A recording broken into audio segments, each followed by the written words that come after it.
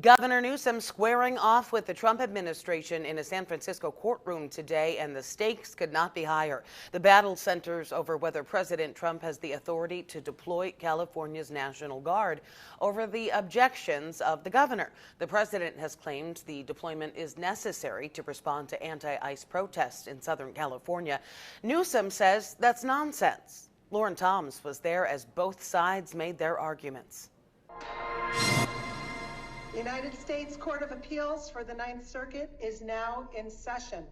A high-stakes public hearing in federal court unfolded Tuesday as California's authority collided with presidential power. At the heart of it is President Trump's decision to federalize California National Guard troops and deploy them to Los Angeles amid protests that have gripped the city for weeks. Inside, a panel of 3 federal judges, 2 appointed by President Trump and 1 by former President Biden, listened as attorneys for both sides laid out opposing visions of the law and limits of federal power.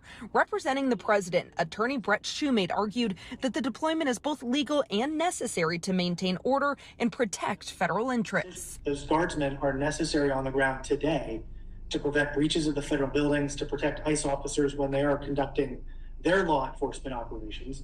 The guardsmen are not conducting law enforcement. They are charged with a protective mission, not a law enforcement mission. But lawyers for California Governor Gavin Newsom told a different story. Attorney Sam Herbert acknowledged some violence on the streets, but insisted the guards' presence risks escalating tensions rather than calming them. A stay pending appeal would profoundly injure the state of California and our nation more generally.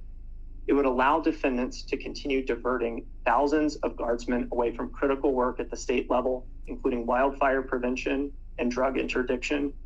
It would allow defendants to further escalate tensions and the risk of violence in the city of Los Angeles. Outside of the courthouse, the debate drew in local teacher Joanna Gaeta.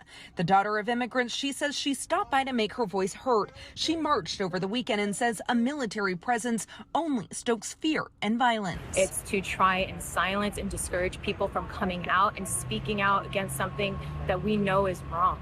Attorney Randy Knox says this case is about more than just one city or state, but the balance of power in times of unrest. If he's allowed to do it in California, he'll be allowed to do it every place. So, yeah, it would have that kind of implication. And it's going to fundamentally change how law enforcement responds, the authority of local and state police, and who they report to and whose orders they follow. And back inside the courtroom, subtle clues emerged as to how the judges may rule, likely in favor of the White House. During arguments for the president, only the 2 Trump appointees engaged. But when it was the state's turn, all 3 judges pressed for clarity. So if we were to agree with you that there is some judicial review here, how much discretion does he have, in California's view, under this statute in deciding when to federalize? The panel's ruling, expected within days, won't just decide who controls the Guard in California, but could redefine presidential and local power across the nation. The governor's office now says President Trump is diverting California National Guard members away from fighting wildfires and prevention work. According to the governor, more than half of a 300-member task force has been reassigned to respond to protests in Southern California.